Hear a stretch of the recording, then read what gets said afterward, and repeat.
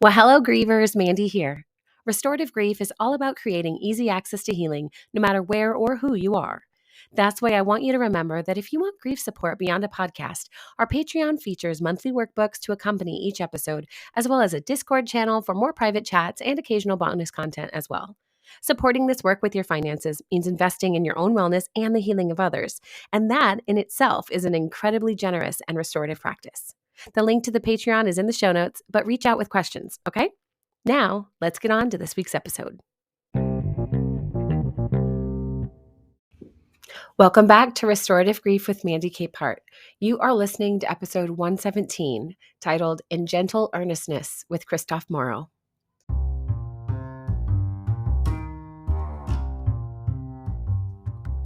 When we hear stories of childhood abuse and the long-term consequences, it can be hard to know how to respond.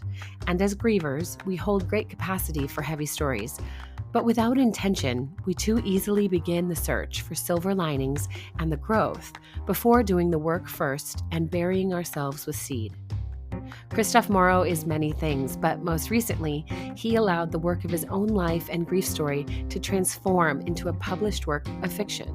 While writing an epic fantasy series is not on all of our lists as a healing activity, the act of writing itself and the restructuring of ourselves in the world is necessary for all grievers. So as you listen to this episode, listen to all the details of his life, but listen closer for the resonance of Kristof's heart, as it is an invitation for every one of us to look for the seeds of our own healing.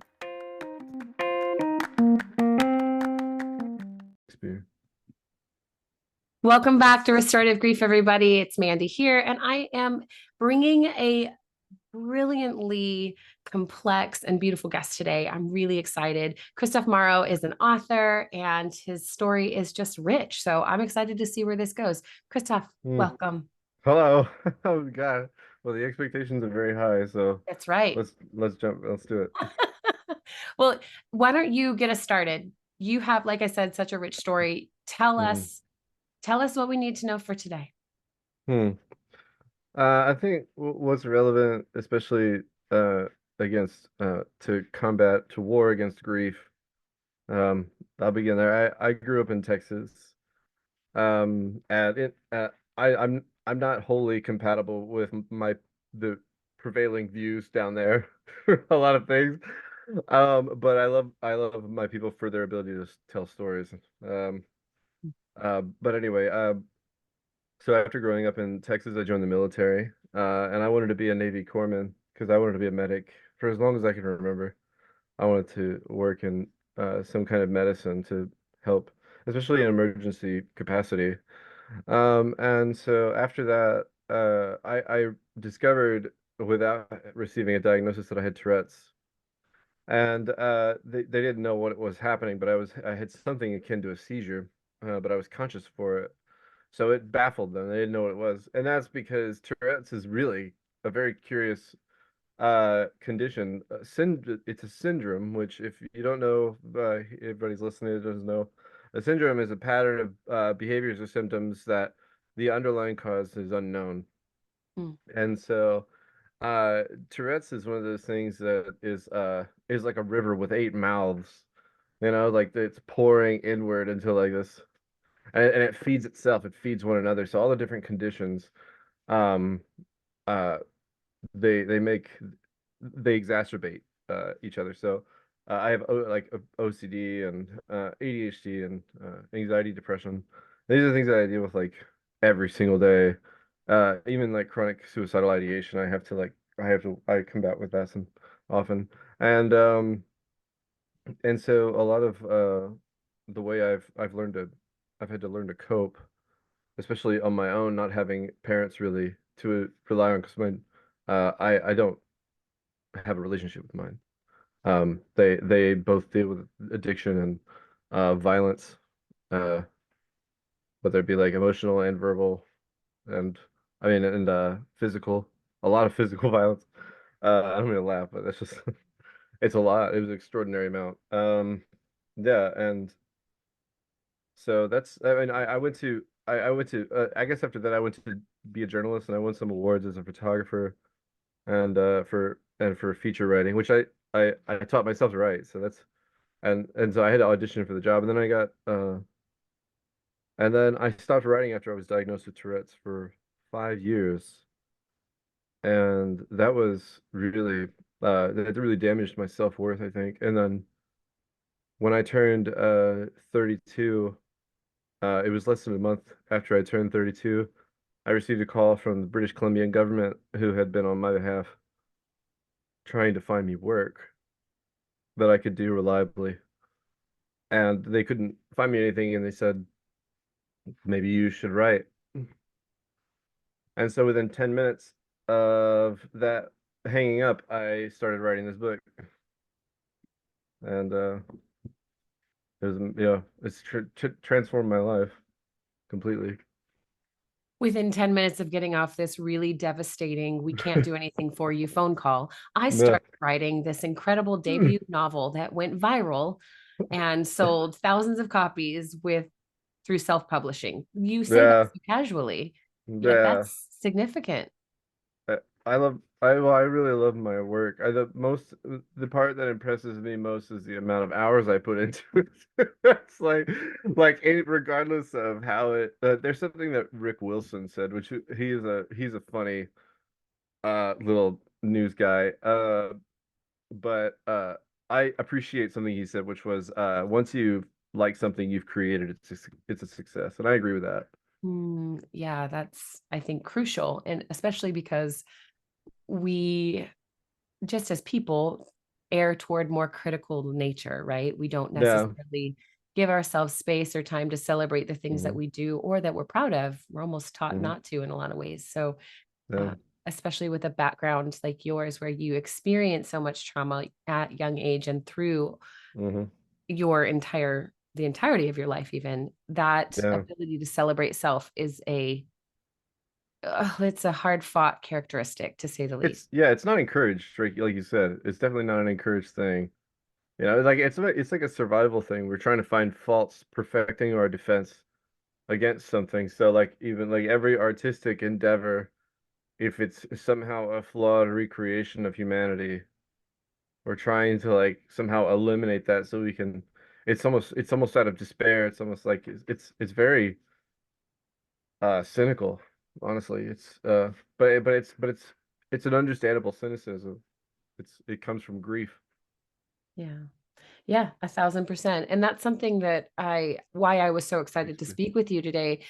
Yes, about your work, and I do want to hear about it, but also Yes. about how you've catalyzed this experience of loss um, into this full, rich person you've become. Not because we have to have an experience of grief where it turns into, Yeah.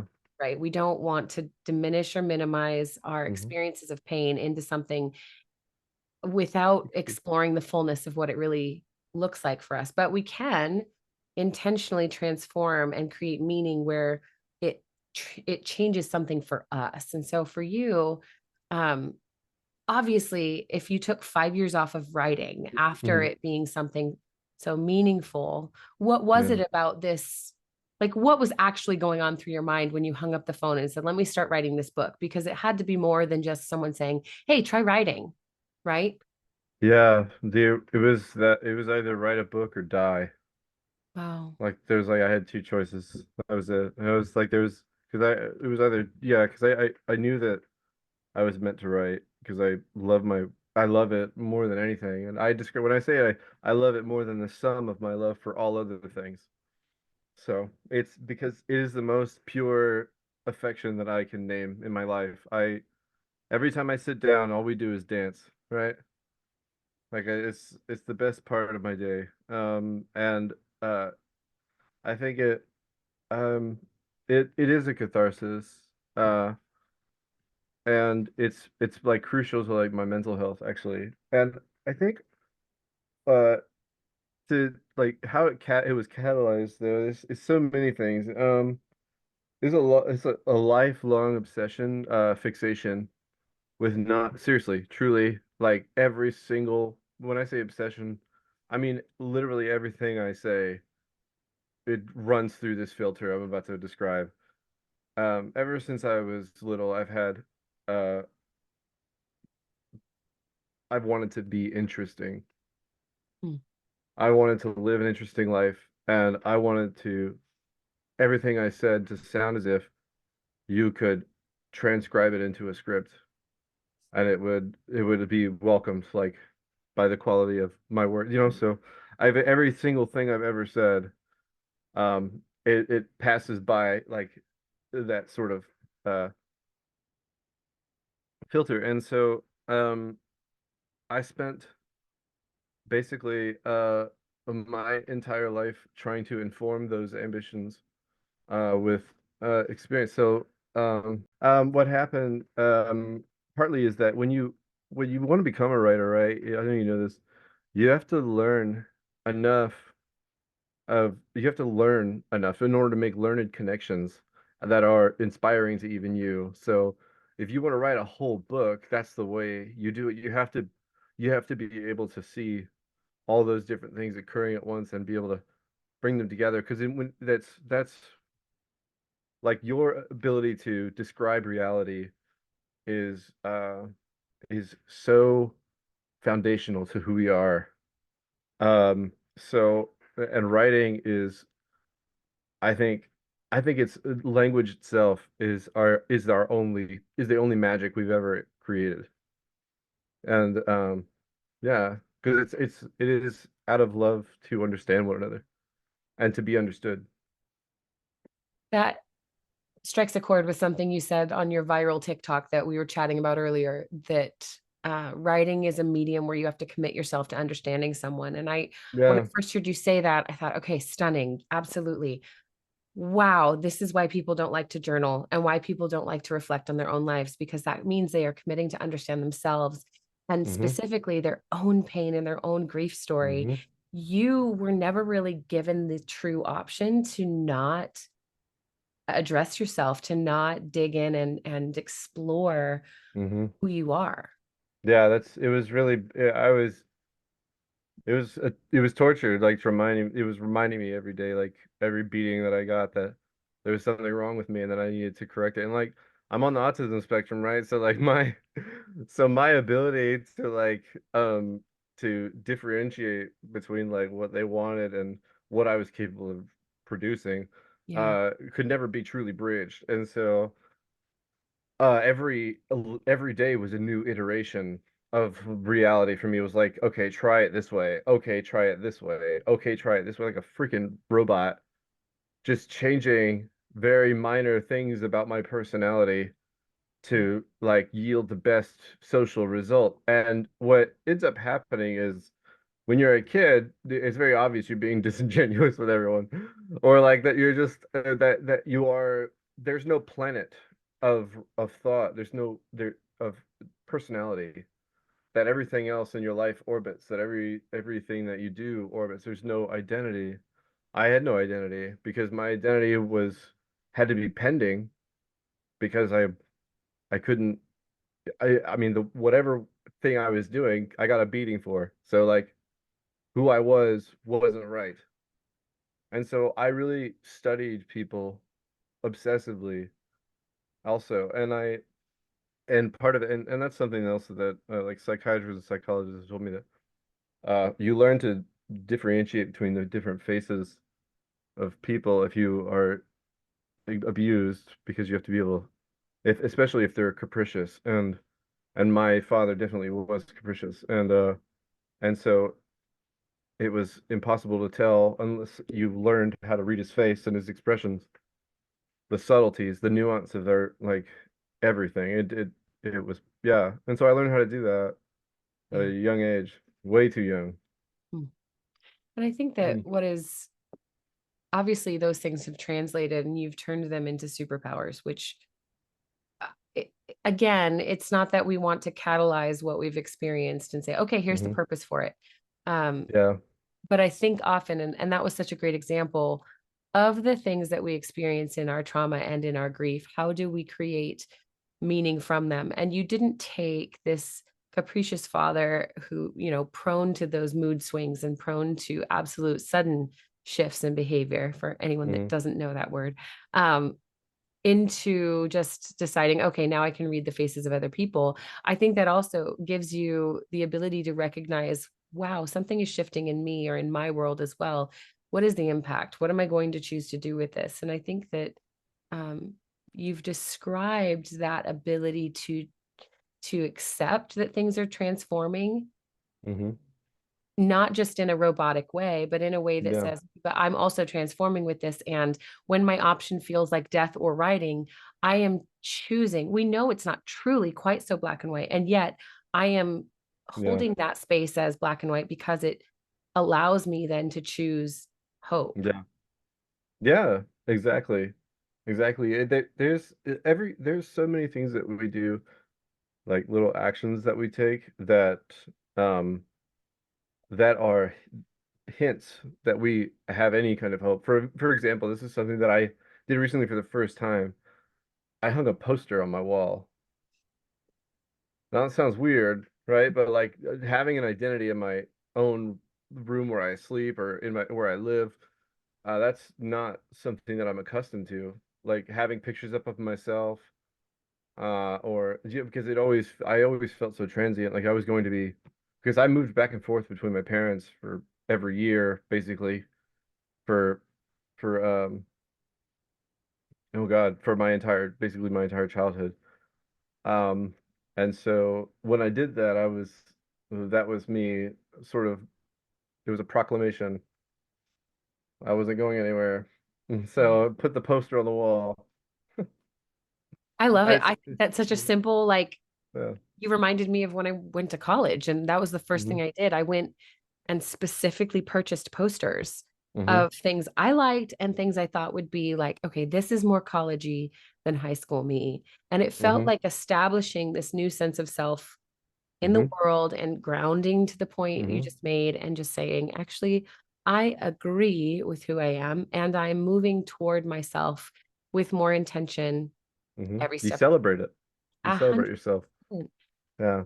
And That's yeah, it's these little acts of faith in yourself, like, yes. and in what you love.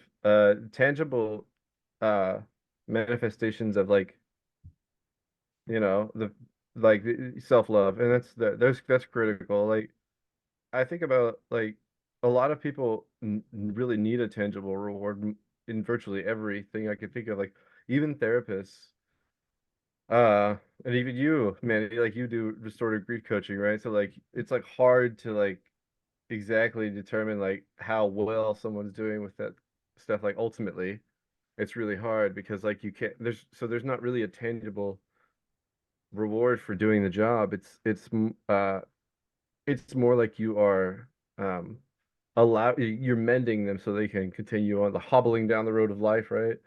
It's got landmines everywhere. And yeah, so it's hard. Yeah. Yeah, I agree. And you're not wrong with the mending, helping people mend so they can keep moving forward, because that Hmm. when we are grieving, especially, we suffer secondary losses that we didn't see coming. We have, Hmm. for to your point, when we are diagnosed with something, we recognize, Hmm. okay, there are also comorbidities and other things that come along with it that make understanding myself right now just that much more complicated. But there's Hmm. also then that restructuring like our self identity, restructuring the sense of Hmm. ourself in the world. And that, what I'm pulling from everything you're saying, is where you have become absolutely a force to be reckoned with, both for yourself, but also for anyone that you are willing to share your story with. Because as a nonfiction book, I'm certain there are pieces of you in that. But as an individual, your story and the way that you have shifted around every roadblock, Hmm. even if you've had to butt your head up against it multiple times, right? Oh my God. The wall Yeah. of World of Warcraft. Can I just say that? It's the wall of World of Warcraft, Oh my which God. I still love it, but it's whatever. Go ahead. It was a good, maybe a I've coping done tool. I've done something now. Yeah, it was. Yeah, I lived there when I couldn't live here, right? Hey, I have been a big fan of daydreaming and visualizing as a coping mechanism for grievers for my entire life. It Oh, saved cool. you. And so It's Yeah. funny you say that. Mine was not World of Warcraft because I'm very bad at video games. Mine was going back to the Knights of the Old Republic Star Wars game on the original Xbox because Wow. it would pause mid game. So when, there's action in a video game and you have to hit the buttons in the right organism. Wow, I sound so dumb right now, but that's okay. You have to hit the buttons in the right order to get the fight to like punch correctly, or otherwise you just melee fling your character around and then you die. This game, you could pause it. You could say, hey, stop when there's conflict and let me tell you what I want my character to do. And then it would do the move and then it would pause again and say, okay, now what? So I could actually play the game and not just die on the Yeah. first level every chance. And Kristof, those are not like, I think the first game is like a 30-hour playtime. The second is 60. I've played them Yes. through multiple times. Like, Ah. you can see that I am escaping from everything that is painful and terrible in my world when I was going through, like, when I'm like, hey, do we still have those games? I'm like, oh, okay, hold on a minute. Yeah. I love that. Yeah. I I think that love that. that's for me, and I think that that's the other side for creative people too, and you can tell me how this resonates with you. Being able to get closer to yourself when you're in pain is really, really dangerous work because we're also saying, I'm getting closer to myself, I'm in pain, which means I have capacity to see myself where I'm at Mhm. and capacity to pull myself forward. And I think that when we don't have the buffer, whether that is a healthy coping mechanism, then we lean toward unhealthy coping mechanisms like drugs and alcohol, like Mhm. meeting our needs by denying our needs. Like, we're not Ugh. sleeping, so we're just going to stay up and never try to sleep again. Or, Yeah. I mean, a million different things could fit in there. And I'm thinking about how writing is a manifestation of that creativity that's within us, where the same thing is true in world building video games, right? When we can become immersed in a role playing game or something Mhm. like that allows us to not be responsible for the creativity, right? We're just partnering with someone else's. I think that also is a way that we extract ourselves from that pain. And um, so I'm curious how you took all of that and transformed it into your book, like The Second Son, and how, like, what parts of you have shown up in this book, because it's not Oh like man. Harry Potter retelling. Like, what is it? Oh, it's like there's hundreds of characters. Wow. And they like with dialogue. That's with dialogue. The ones with dialogue. There's more than that, like that don't say anything. If you counted them, I have no idea. But there's it is meant to be like really comprehensive in describing what our struggles are right now. Especially a lot of the young people like you and I, and like for example, so in the book, there's a literal paradise, and it's meant there's there everyone that lives there when you're near death, when you're on the eve of death, you bury yourself with a seed of whatever you want to become, and you become that plant or tree or whatever. Hmm. And like it's just like and you live for thousands of years in that form.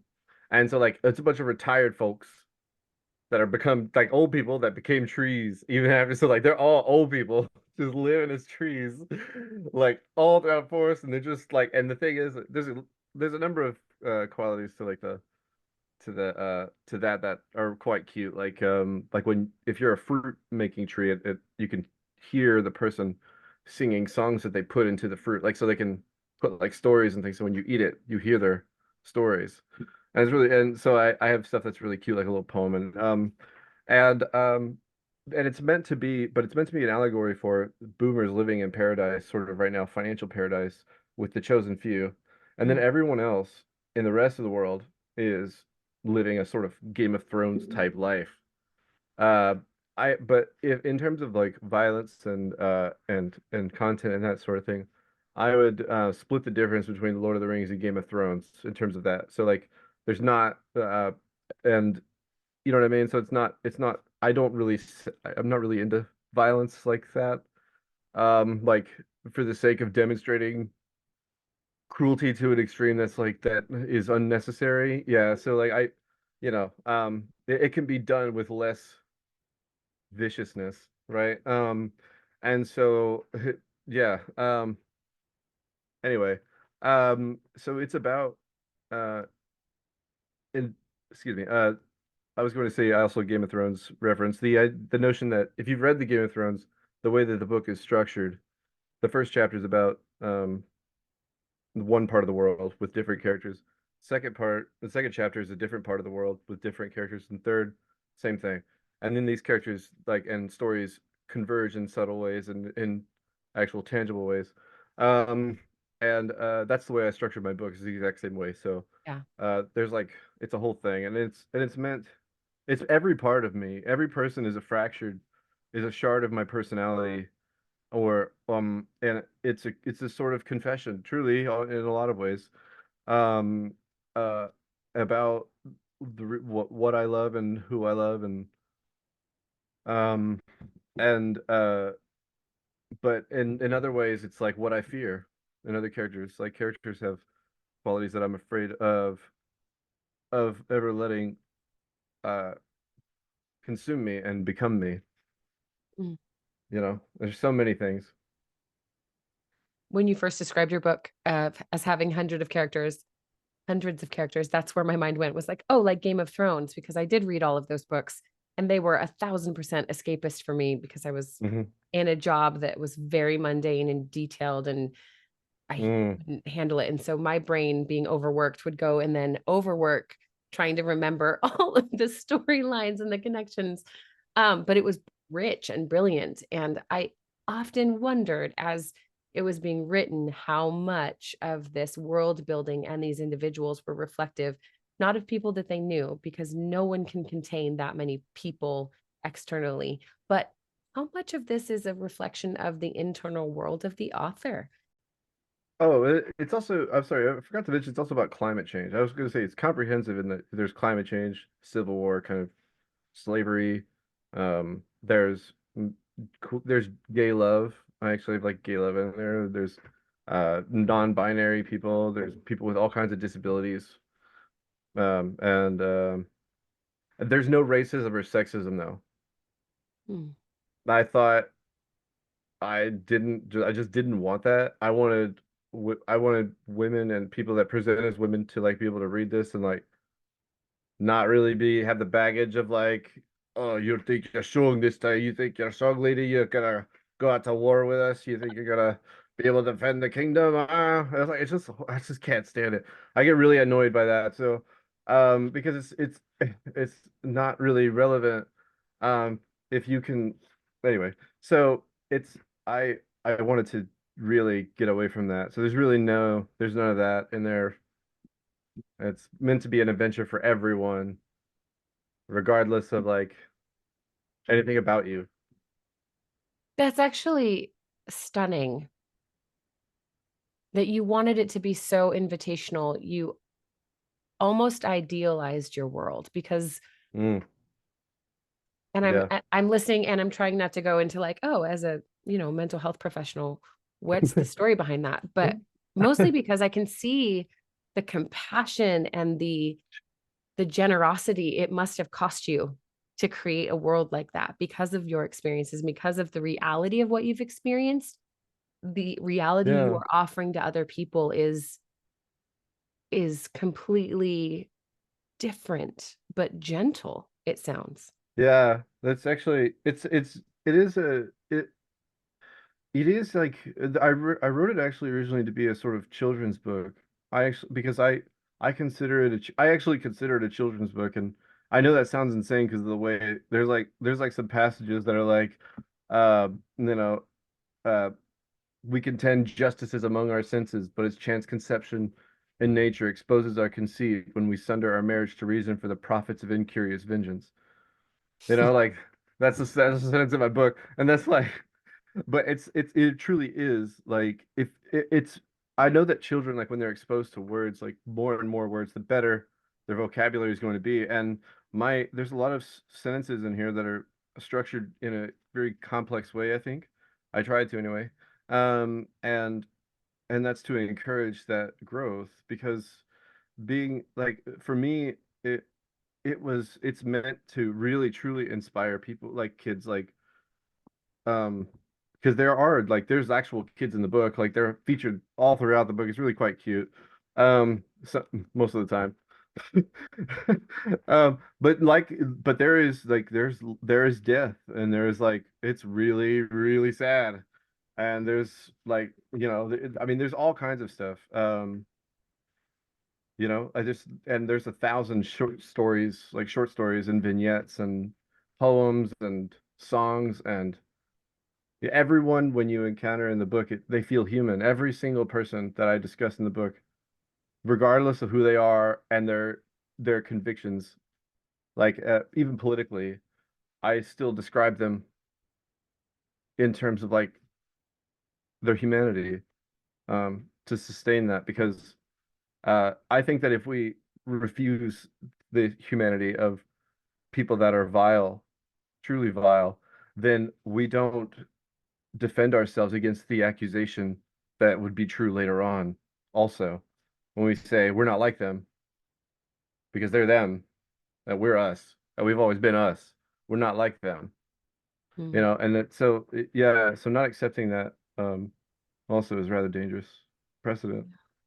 You Anyway. know, we've been talking a lot about kind of in my restorative grief world lately about abusive family members and abusive traumatic situations, both as children, but as adults as well. And what you just said really landed in a lot of ways in a kind of not the conclusion, but in a clean summary of what we've come to recognize, just that we cannot steal the humanity of someone else in order to reduce them down to our villain and to Mm-hmm. make them easier to hate, easier to compartmentalize so that we can find what we think is healing, that Mm-hmm. we have to allow the fullness of their humanity, the both and of my experience. They are both traumatic and abusive and human and part of my story, Mm-hmm. in order to genuinely recognize where healing exists in that Yeah. situation for us. And I have my own story of unhealthy, unsafe experiences growing up, and it's my own reckoning right now, realizing, wow, by the time this airs, it will be, I think, 9 months ago, something very awful happened, and I felt a way about it that I didn't think I would feel. And to this day, I'm still like, why in the world was that my response? And I'm being shady right now about what I say because I haven't done the work myself for it yet, right? Yeah. I'm still trying to exist within both ands. And I think that the way that Yeah. you're articulating your story and sharing your experience of everything you've gone through and so much that you haven't even mentioned that I know you carry is incredibly gentle and very, very generous toward your life experience. I really, I honestly, there's a number of things that I anticipated for myself that were born of ego. But when I tell people that I have, you've seen The Office, I'm sure, right? Oh, of course. So I had an Andy Bernard upbringing. So when I tell people I have an Andy Bernard upbringing, they totally understand. It's so great. So I Yeah. say the reason why I'm like this is because I had an Andy Bernard upbringing. And I also, but before, my example was to say that I only let my ego get this big because I needed to climb out of a well, Mm. you know? And it's true. I was alone in myself, in my praise, right? And yeah. And so that was an important part of like sustaining Well, and growth. I would even say too, I don't perceive excessive ego driving the way you talk about yourself and your work. I perceive gentleness and tenderness toward yourself. And so I was actually going to ask, what was it? How do you continue to demonstrate tenderness and gentleness toward yourself? Because it doesn't read as ego. Yeah, because I I consider my work more important than me. Um, like it sounds weird, but it's like it sounds like counter to, like the thing is that um the reason why I say that is like for example, I've been around for this whole time, and it wasn't I nobody cared. But then I wrote a book, and then now they do, and I realize it's because of the book, and it's because the book, the reason why it matters more to me uh than even myself is because it still is me. Hmm. It's just me distilled into everything that I love and hope to ever be, and Mm. all the things that I don't, and all the things that I don't know. I just my book is dedicated to all who love in gentle earnest. Mm. Um, and it's it's really hard because I wanted to in the future, I wanted people to be able to look at my internet, like TikTok and all the different social medias, and because I'm quite like frank about my life in many ways on there, and that's partly because I want people, if they want to be artists in the future, like to be able to have the, because I've already done it, like I've already like revealed that, like what it looks like, the turmoil, because they talk about Van Gogh, like they say that he's the tortured artist, and he did his, he was tortured, and that's what made his art great, but like he did his best work when he was actually in recovery, and he was like being medicated and all that stuff. So that's the way that I feel about it too. I wanted that to dispel that notion that it's all about suffering and torment, Mm. uh infernal, that inferno within. It's not about that. It is about it's truly about coming through that storm, like with something like underneath your shirt, and you're just like trying to get that wisdom to the end, to impart, like, because it's all you care about is making a difference. Like, I wanted to live a life of consequence. Yeah. And now I've had people write me to say that my favorite two compliments, reviews, have been one, the was that I used to not like reading, but I read your book, and I was never really good at it, but I read your book, and now I really like to read, and I read all the time now.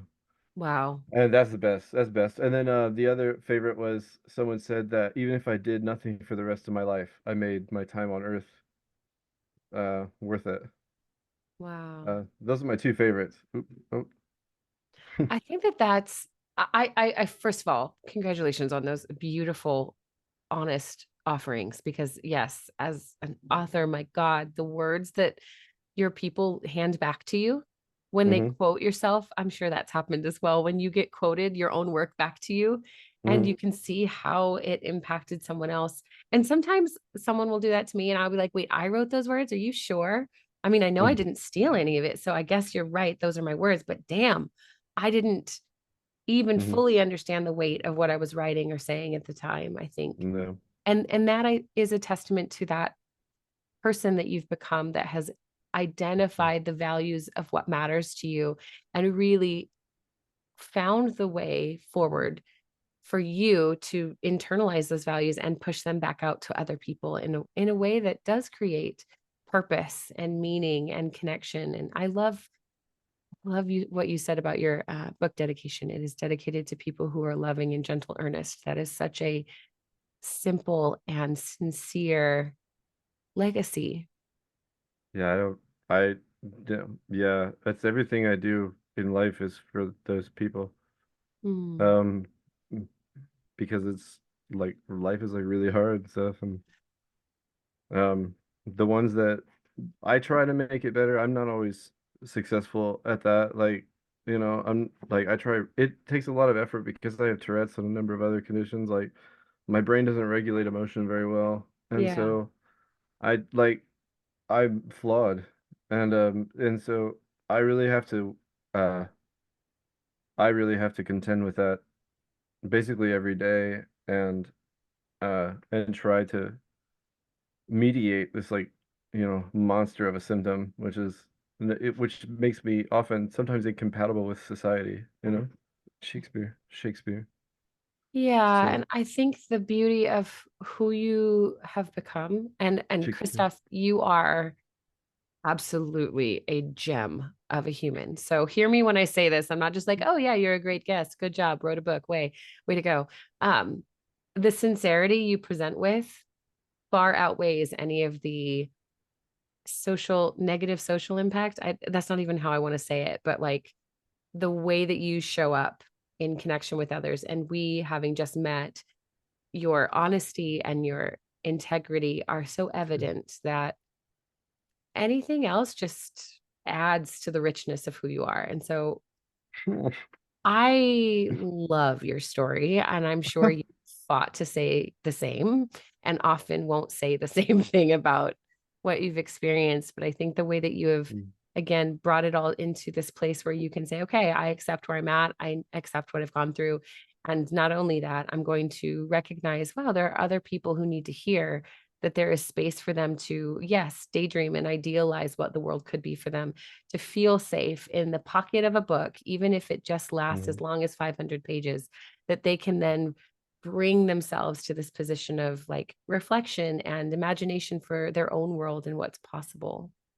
Yeah, yeah. There's so many, and there's so much great art out there too that I was a it was a an excellent font, indispensable font of like of just spirit of discovery and like and courage to like actually impart like to write that down and to describe because there's just a lot of the time I'm actually going to be discussing someone's true circumstances, Mm.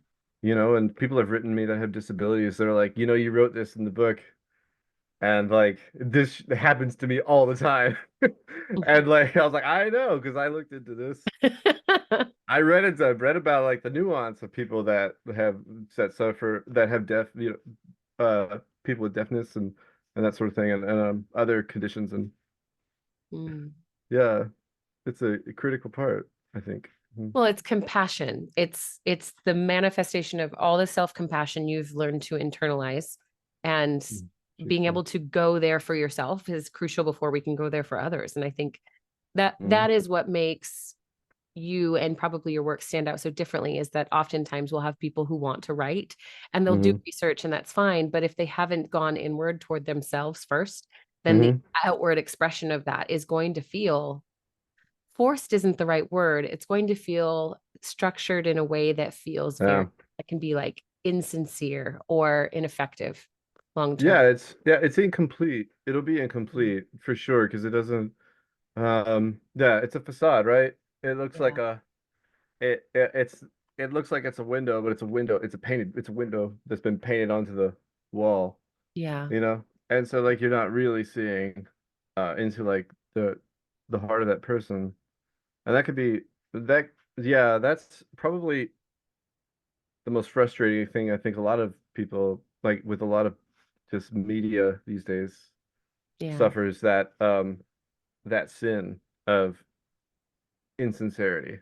Mm. And that it's trying to market. In fact, I actually had like someone, a publisher, was talking to me about my book, uh, and they were like, I wrote a kid's book also called Liam Earns a Friend, and it's about a little boy that finds a dinosaur egg, Uh-huh. amongst a bunch of others that had definitely been lost to the weather, the cold weather. The mother find he the baby a baby dinosaur is born from this egg, and when the mother finds out that one of her babies survived, she like takes the baby back, and she's like, I need to take care of this baby because this is my baby. It's the only one that made it. Hmm. And so the boy, in order to like be able to play with the dinosaur and be their friend and be his friend or their friend, he made them gifts. He knitted them sweaters, like, and brought them food and stuff. And to prove to the mother also that like his love and it was sincere. Um, and they told me they were wanted to do like different artwork uh that was more consistent with what you see in children's books. And the art that my ex and I put into the book is was like she and I went through like 500 different images, sort of trying to figure out which ones we were going to use. And they she and the publisher I told him no, because this is meant to inspire, like this is meant to it's not meant to be the same as everything else. Yeah. Like, you know. It needs to be different because it's a different expression from a different person. And I Yeah. I love that. I mean, I can get where publishers are coming from, right? But they're not always correct. That's Yeah. boring. They're kind of boring sometimes. Let's That's be boring. Yeah, like um Dickens was rejected like 63 times during his career. One of the gosh. greatest writers in English ever. Like just so everybody knows, like one of the greatest writers of all time. Yeah, he Mm. had haters.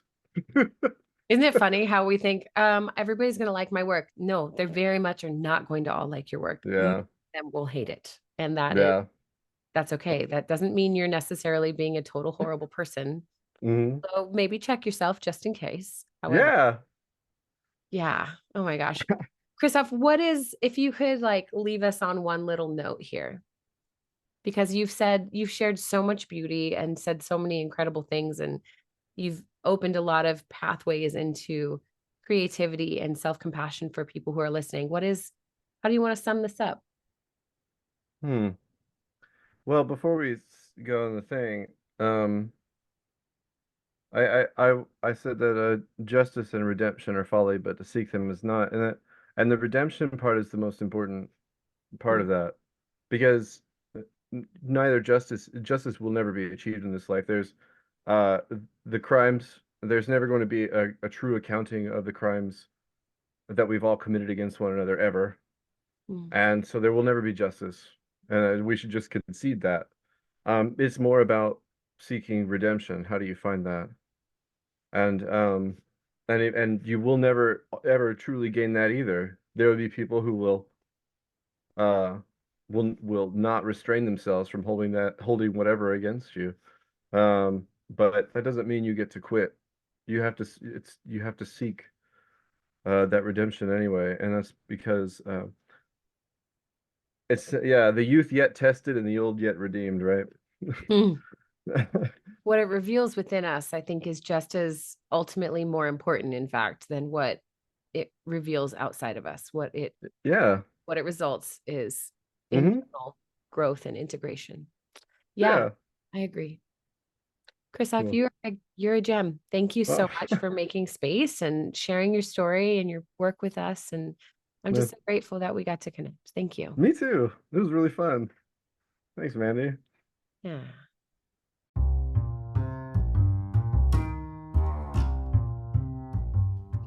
Thank you for listening to episode 117 of Restorative Grief. I felt such a sense of compassion and kindness just rolling off this interview. And even now, as I'm reflecting back on the conversation, I'm thinking of every one of you listening and how you might be interpreting Kristof's story. So I want to invite you to soften, to become a bit gentler and more earnest toward yourself right now. It would be easy to compare your experiences with the depth and complexity of his own and wonder or should yourself into something you believe you might need. As you do your own grief work and reflect on what you've carried, consider what you might hold as dearly as Kristof holds writing. Becoming an author seems like it was always on his radar, as he said. Our own right pathway forward is often more carved than we suspect, but the shadows we see along the way can be intimidating and keep us from pursuing the thing that we need the most to heal. If this is your first time listening to the show, thank you for making this a part of the beginning of your new year. Grief work is a beautiful way to offer yourself the much needed compassion and kindness that allows us to heal. And you got to start with yourself, okay? Find and plant your own seeds of healing before you try to create growth for someone else. Please consider subscribing to the show, leaving a review, and if you want more content, you can join the Restorative Grief Patreon or free coaching group online. The links are available in the show notes for both of those, as are the links to find Kristof on TikTok and his book. I hope you'll support his work as well as mine as you move forward toward yourself with a little more intentionality and kindness this year. And before we go, as always, one last thing. Please remember, the only solution for grief is to do the work of grieving. Thank you for listening. I'll see you next week.